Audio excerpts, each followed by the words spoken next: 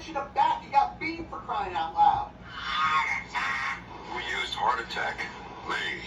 Managers on a Major League Baseball team don't make decisions. They're done without that. Credibility in this situation is worse than losing your job. Was it over with the Chinese bomb Pearl Harbor? The castration of the Major League Baseball managers, we know it. Ask me about my winner. I don't like to jump into saving sports history at the beginning of the Pass Ball show, but I'm going to a little bit to start off today. 1 year ago today, the Houston Astros finished off the American League Championship Series with a 4-game sweep over the New York Yankees. And on the same day, the Philadelphia Phillies finished off the San Diego Padres to set up the World Series in 2022, which we know the Astros ended up taking in 6 games. There's a chance that those two very teams, the Astros and the Phillies, can both clinch another World Series appearance on the same day. I enjoy that irony. Couple different points on the World Series as we get close to it with the LCS. I haven't really believed too much in Arizona, and I thought Arizona's best opportunity to get to the World Series would have been to take all 3 games at home, and the Phillies really kind of stapled a really good chance of getting themselves into the World Series with a Game 5 win. The Phillies have built their team by doing what a lot of other fans have wanted to see their teams do. And something that gets lauded in baseball, something that gets the antithesis of an applause in baseball, is when teams go out there and spend big money on big free agents. We love to make fun of the teams that sign big free agents and don't go anywhere. People that aren't New York Mets fans love killing the Mets when they don't win the World Series for having a record high payroll. People that are not San Diego Padre fans love killing the San Diego Padres for what they've done over the past 5 years, which I've said is revolutionary in baseball.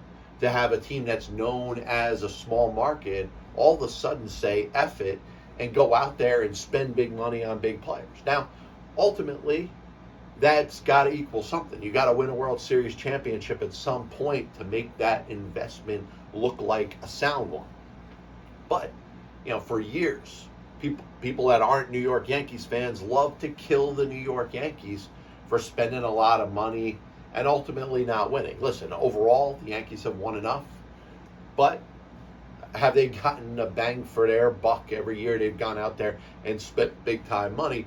The Phillies, if they get to win the World Series this year, which would be nice for obviously the Philadelphia Phillies fans who would be really excited, coming off of a year where they got to the World Series, maybe in a year where they weren't expected to in 2022. Got there and potentially getting back with a chance to win it is the only upgrade they could have over what happened last season. But I want to focus on what they have gone out there and done.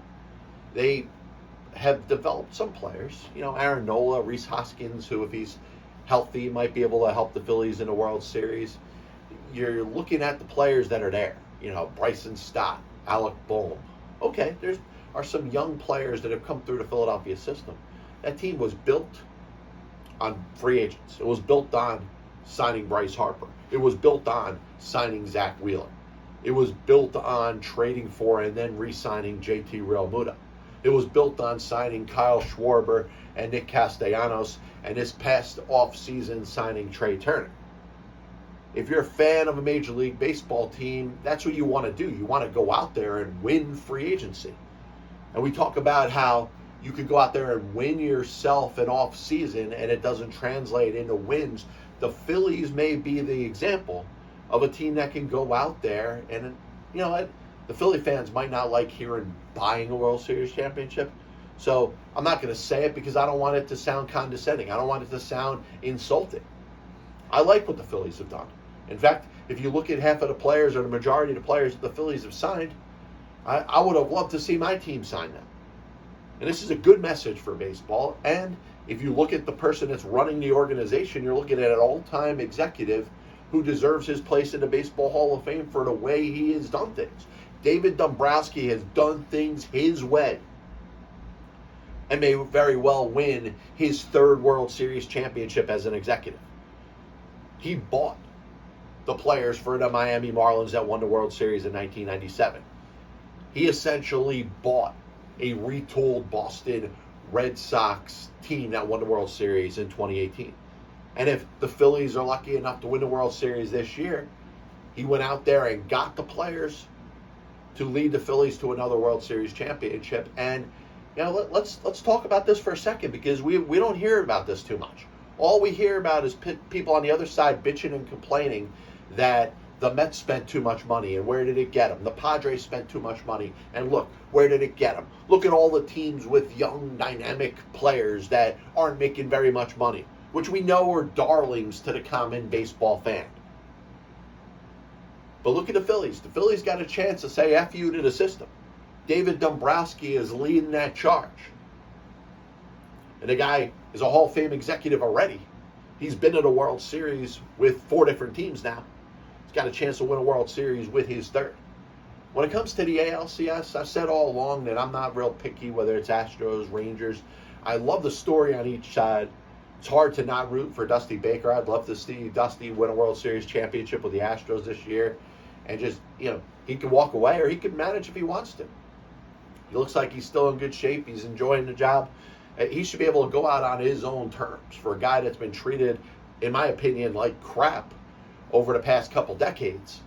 Was let go with the Giants after being there for 10 years. Didn't get a chance to leave ceremoniously with the Cubs. Was forced out in Cincinnati for what became a shitty team long after he wasn't there. Led the former Montreal Expos and now Washington Nationals to 2 straight NL East championships before losing his job. And, there's some pundits that are still out there criticizing him in Houston, and all he has done is led his team in 4 straight years to the ALCS. The last 2 years to the World Series, if they could win today in Game 7, he could have a chance to take the team to his 3rd World Series championship. And as I said before, I'm all about, the anti fake hate or fake rage that fans go out there and do against the Houston Astros. Oh my God, they're cheaters. Listen, go back to a previous past ball show, because I'm not going to get back into this, talking about gamesmanship and how it borderlines on cheating to begin with. And we're going to pick and choose what stuff is going to be perceived as more egregious. In the end, it's entertainment. In the end, every single athlete, every single person that has any influence on a sport is doing everything they can to give themselves some sort of advantage. Some stuff is more egregious, I'm willing to agree with you on. But to sit here and make like the Houston Astros in 2017 did something that no other team in baseball history was trying to do at any level is absolutely ludicrous. So I'm rooting for the Astros just because of that. So I could stick up my middle finger at all the anti-Astros fans that say, oh my God, they're cheaters. Yeah, look at that for a minute. But on the other side, when it comes to the Texas Rangers, Bruce Bochy, obviously somebody that is easy to get behind. Max Scherzer, I think a born winner. I'd love to see him go out there and compete for a World Series championship. You look at Corey Seager, Marcus Semien, the $500 million middle infield. We'll go back to the point that I made about the Phillies. Listen, I like to see teams rewarded for going out there and spending the money. When you're looking at a team like the Oakland Athletics who really don't care, they don't care where their team goes. The owner just wants to make a buck. The Tampa Bay Rays may be kind of pushing themselves into the right direction with a projected payroll, which may be which will by far be a record for them in 2023. And maybe that, you see what's happened with some of these teams that are spending money and maybe winning. If the Texas Rangers were to win their first World Series championship, which, by the way, they're one of 6 teams that have never done that before. You add them to the list of the Rays and Brewers and Seattle Mariners and the San Diego Padres and what's the other one? There's another one in there somewhere that I'm missing. Colorado. So those are the 6 teams that have never won before. If the Texas Rangers are able to get themselves to a World Series championship and win it, I don't care if they bought it. I don't think the fans in that city or area give a shit if the Texas Rangers bought themselves a World Series championship, a $500 million middle infield that they got with Corey Seager and Marcus Semien. Like I said, I think teams spending money, getting results and winning is great for the sport. Because you know what? We're talking about owners that are billionaires. They got a ton of money in the first place. You know, owners of professional sports teams that are claiming poverty can do either one of 2 things.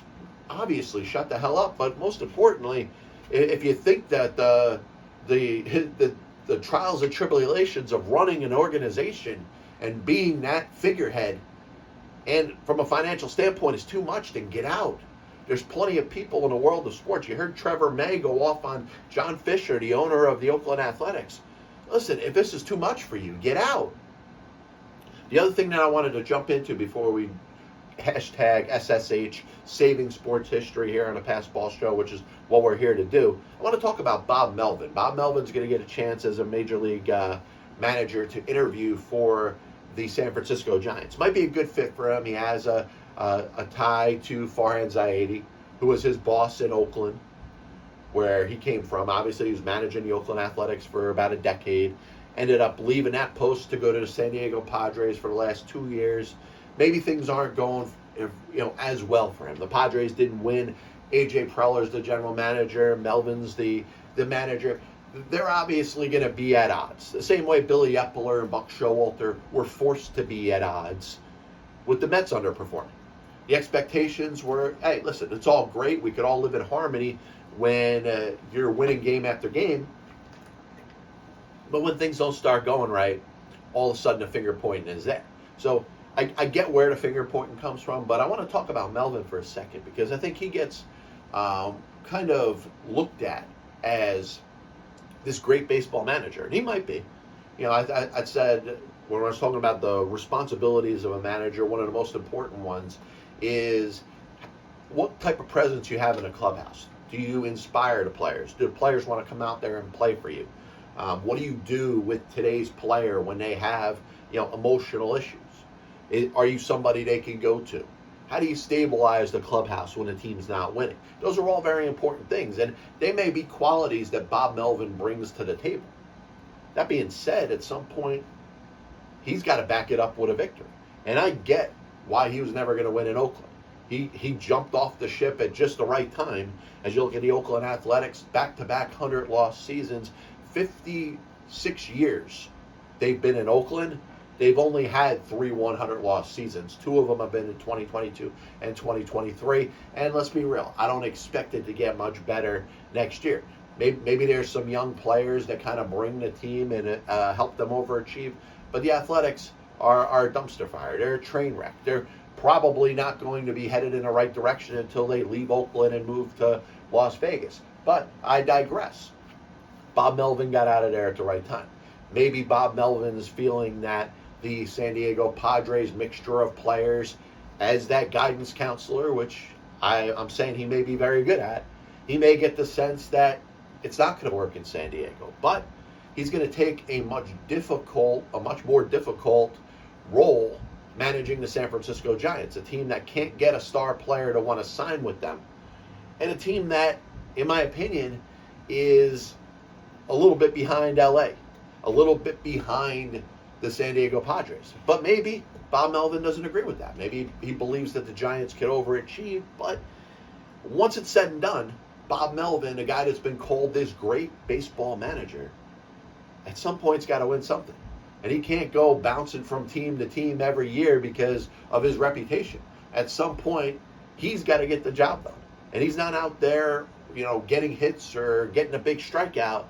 But at some point, he's got to be part of a team that wins. As we jump into today's Saving Sports History segment of the Pass Ball Show, we go back to the year of 1886. And one of the disputes I've had with a lot of common baseball fans has been my dispute over previous World Series or World Championships that existed prior to the American League and the National League getting together in 1901. First of all, there were 2 seasons, 19-1 and 19-2, where they didn't play a World Series. So I believe we should talk about some sort of champion that exists for those couple years. But prior to that, prior to the emergence of the American League in 1901, there was baseball, and there was supremacy to be held amongst individual leagues. The National League existed going back to the days of, 1876. Prior to that, it was the National Association that existed for 5 years. The American Association came, I believe it was 1882. So we're going back to the year of 1886, where the two leagues at the time, the National League and the American Association, end up having themselves a World Championship Series. The St. Louis Browns of the American Association defeated the Chicago White Stockings, who are now the Chicago Cubs, 4-2 to win that World Championship Series. In 1910, Philadelphia, the Athletics, won their first World Series championship, defeating the Chicago Cubs of the National League 4-1. Now, once again, we talk about the Oakland Athletics version of their franchise, and I think it's time to talk about the kind of mixed history that exists with that franchise, because you talk about a once proud franchise, 3 World Series championships in 4 years, 1910, 1911, 1913, lost as heavy favorites in the 1914 World Series and one of the biggest upsets in the history of professional sports when the Boston Braves beat them. That's for another day in the past or the future, because obviously I've talked about it before. And then you got the Connie Mack being cheap era, where some of the worst Philadelphia teams in the history of Philadelphia sports existed. Connie Mack staying on way longer than he should, in spite of winning World Series in 1929 and 1930. And then you got the Kansas City team, which was picked up by the owner of Yankee Stadium, with obviously a conflict of interest. The Kansas City team became a farm system for the New York Yankees for many years. Then it went to Oakland, Charlie Finley, 3 straight World Series championships in 72 to 74. Obviously the Bash brothers and Dave Stewart and Bob Welch winning the World Series in 1989. And then you got the whole Moneyball years, where the Athletics are crying poverty because they can't get good players and they're trying to recreate the game with Billy Beane. So it's been an up and down type of history, but there's a lot of great moments to look back on if you're a Athletics fan. 9 World Series championships, 5 in Philadelphia, 4 with Oakland, and then you got that Kansas City phase, which unfortunately was not being guided with the best interest of the team in mind. 1921, the Green Bay Packers play their first NFL game. At the time, it was called the American Professional Football Association. They won 7-6 over a franchise that existed in Minnesota. 1945, Jackie Robinson signs his contract to play in the minor leagues with the Montreal Royals. 1967, the New Jersey Americans, who are now known as the Brooklyn Nets, played their first ABA game.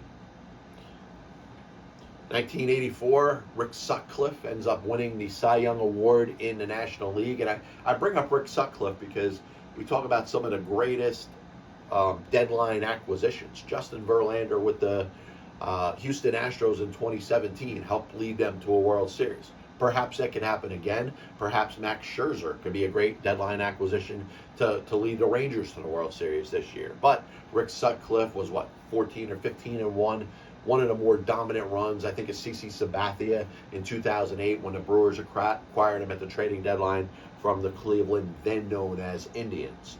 1993, Joe Carter wins the friggin' World Series for the Toronto Blue Jays. A big-time 3-run home run, probably the greatest hit in the history of professional baseball postseason. Leads the Toronto Blue Jays to an 8-6 win over the Philadelphia Phillies to clinch their second straight World Series championship. 2022, like I said before, the Astros and the Phillies both punched their tickets to the World Series. They got a chance to do it again. Rangers got a chance to get to the World Series for the 3rd time on the same day. If the Diamondbacks are lucky to win Game 6 in Philadelphia, they'll get a chance to play Game 7 tomorrow. Birthdays on this day, the 23rd day of October. John Heisman, who obviously we know what he is known for. but he was the basically the leader of what is now the center snap from the quarterback, from the center to the quarterback. Also created a forward pass. Born on this day in 1869. 1914, Frank the Bruiser Kinard, a Hall of Fame tackle for some New York teams, one of them known as the Yankees, is in a Pro Football Hall of Fame. He was born on this day in 1914. Vern Stevens, one of the more dominant shortstops in the history of Major League Baseball, and I really feel like the Veterans Committee has missed out on this guy. This is somebody that does belong in the Baseball Hall of Fame. I've done a lot of research on him. You've heard my take if you go back to the 700 plus PBSs. I've made my case for Vern Stevens. He should be a Baseball Hall of Famer. Hopefully he gets the proper consideration in the future. He was born on this day in 1920. A Baseball Hall of Famer was born on this day in 1931. And that's Jim Bunning, a dominant pitcher for the Detroit Tigers and the Philadelphia Phillies, threw a perfect game in 1964, a no-hitter in 1957. Obviously a long-time member of politics, whether he was a House of Representative or senator in the second part of his life. One of the greatest athletes in the history of the sport, of the world of sports, Pele, born on this day in 1940. You heard me talk about the greatest and most dominant player in each one of the major sports. I've thrown names like Babe Ruth out there, Michael Jordan, Wilt Chamberlain, I think might be a challenge to Michael Jordan when you're talking about the most dominant player to ever play in the National Basketball Association. Obviously, Wayne Gretzky. Jim Brown, I think, dominated the National Football League more than any player had done before or after. But it's hard to say anybody dominated a sport more than Pele. Born on this day in 1940, 1,281 goals in 1,383 games. And remember, we talk about soccer being a bore, soccer being that 0-0 tie, hoping that somebody could kick the ball in the net. Pele, when he went out there, he freaking scored.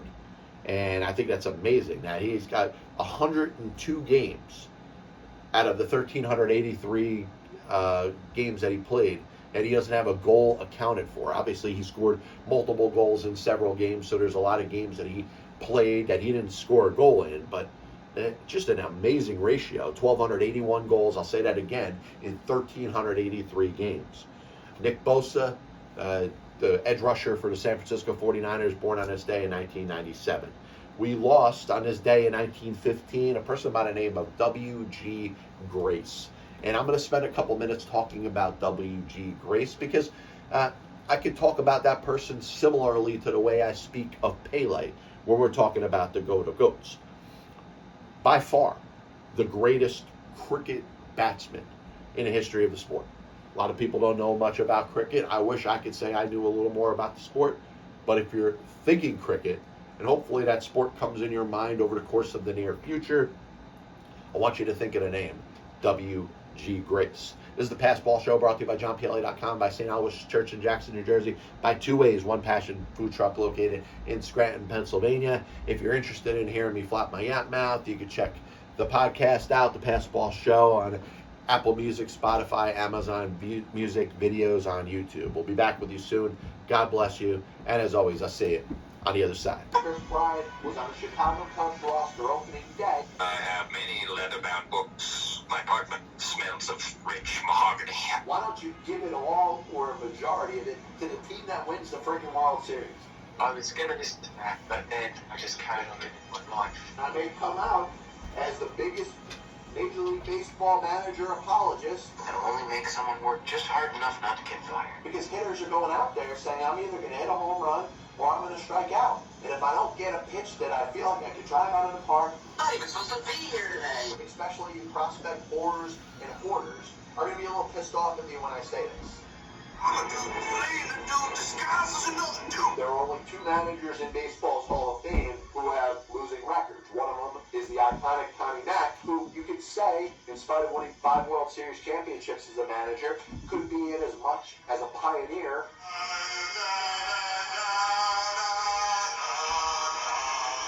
and what side of the spectrum they're on. Were they pitching? Were they batting? If your favorite team was pitching and a ball got inside and hit a batter, there's no way that could have been on purpose. But if you were a fan of the team that was batting and a ball got inside and hit somebody or went behind somebody's head, absolutely 100%, unequivocally, that pitcher was throwing at him. They put their tail between their legs, decided they're going to do exactly what they're told. You damn well right better give him a contract extension. You damn well right better make him the manager over the next series of years. 35 years ago, I could have loaned your parents the money for an abortion.